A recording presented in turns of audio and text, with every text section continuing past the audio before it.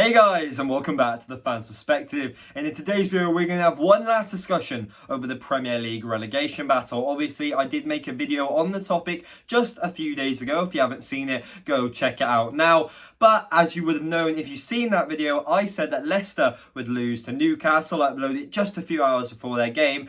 And, well, what did they do? They managed to pick up a point against a very, very strong Newcastle side. It was a great result for them. And that singular point did pit them just above Leeds on goal difference, makes it a 2-point difference between the three sides, obviously themselves, Leeds and Everton, and it makes it a game where anyone can save themselves on the final day. Obviously Everton have Bournemouth, Leicester have West Ham, and Leeds have Tottenham. All three sides are playing at home, so I'm going to discuss all three sides' home records going into this game. Obviously I'm going to discuss the last time each side played their opponents earlier on in the season, what happened, and who I believe, my gut feeling on who will stay up in this manic Premier League season. If you do like this sort of content, please can you smash that like button, subscribe to the channel and hit that notification bell if you want to join the family. Obviously you don't want to miss any content coming up, and we are just about to hit 4,000 subs. We're only about 30 away by the time I'm making this video, and I love every single one of you.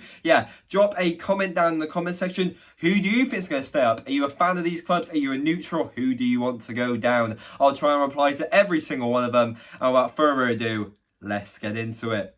Starting with the team that is currently safe, I'm going to go with Everton. Everton are obviously playing Bournemouth at home. Their home record hasn't obviously been the best, and this is why they're in the relegation scrap. 4 losses in the last 6 home games. Yes, they did pick up a big win against Brentford and a point against a struggling, lacklustre Tottenham side. But other than that, you have to say they've had some pretty strong sides facing them at home as of late. Obviously, Aston Villa, not the easiest opponent. You've got Fulham, which have performed excellently this season, well above everyone's expectations. You've got Newcastle, who...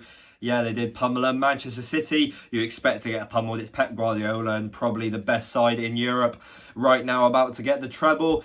But, you know, the last time Everton did play Bournemouth, it didn't go their way. They lost 3-0, and just days earlier, I believe they lost 4-1 against the same side in the Cup. Doing a double over someone in the space of a couple of days is quite instrumental. And I do think that Everton will struggle this game, but one thing I will say is that when they last played Bournemouth, they had Frank Lampard in charge, and well, you know what he's doing at Chelsea right now.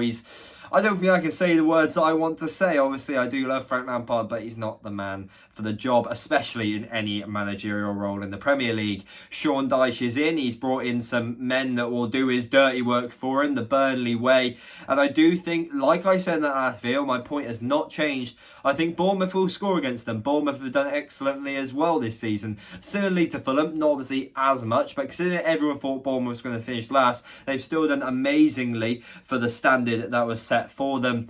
I think they'll go 1-0 up, but I think Sean Dyche will stick to his old ways, go back to Brexit football like we used to see at Burnley, and the Tarkowski header late on to get a late draw, which would put Everton on 34 points. Not by any means safe, but a point is better than nothing at the end of the day.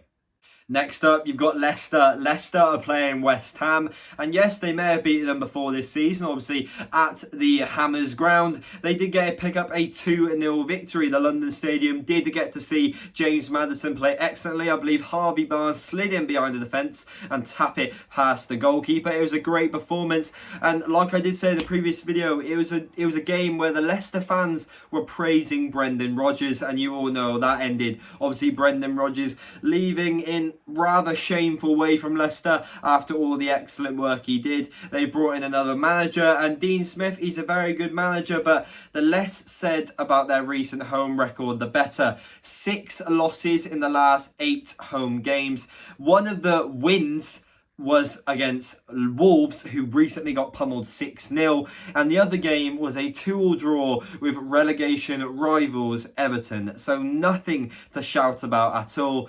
And I don't really know what much to say about Leicester. They've got all the gear, but no idea. They've got a great squad. Jamie Vardy, he might be getting on a bit, but he recently won the Premier League Golden Boot. James Maddison, he's destined for European football. Yuri Tielemans, not so long ago, was given a £50 million rumour with Arsenal. You've got defenders that they don't care about the club. They're leaving. They're signing on deals to clubs like Atletico Madrid. I just don't think they've got fight in them, to be honest. They've proved me wrong before. They picked up a point against Newcastle, and I thought Newcastle were going to destroy them. But West Ham, they're in great form. They've saved their season with a few big wins. They're about to be in a European final. And yet, they could be resting some players, and Leicester could be lucky on that mark. But I can't see them picking up anything more than a draw. And I truly believe West Ham will end the season with a bang, which is why I think Leicester are going to lose against West Ham. If my predictions so far are correct, it looks like the fate of the Foxes and the Saints have been sealed, and it all goes down to what Leeds can do on the final day against Tottenham. 9 points in their last 7 home games has really been the thing that's kept Leeds in contention. For safety, they've picked up big draws against the likes of Newcastle and Brighton, but they've also lost some rather awkward games, 5-1 and 6-1. Not really things you want to be doing, especially if you're in a relegation scrap. But, you know, you're playing Tottenham, and Tottenham are not in the greatest form. They've dropped off a lot, especially since Conte left. Obviously, you thought Conte's football would be the rock bottom for Tottenham. Oh, no. They can get a lot worse. Imagine sacking an interim boss for another interim boss. He's practically a coach at this point, but you know, I'm not really going to go into that. The last time Leeds played Tottenham was obviously at the Tottenham Hotspur Stadium, and despite obviously the result and on paper it not looking the best for Leeds, Tottenham walked away with a 4-3 win, but Leeds did take the lead on multiple occasions before, you know, crumbling at the end thanks to Bentancur's little bit of magic and I believe a Tyler Adams red card.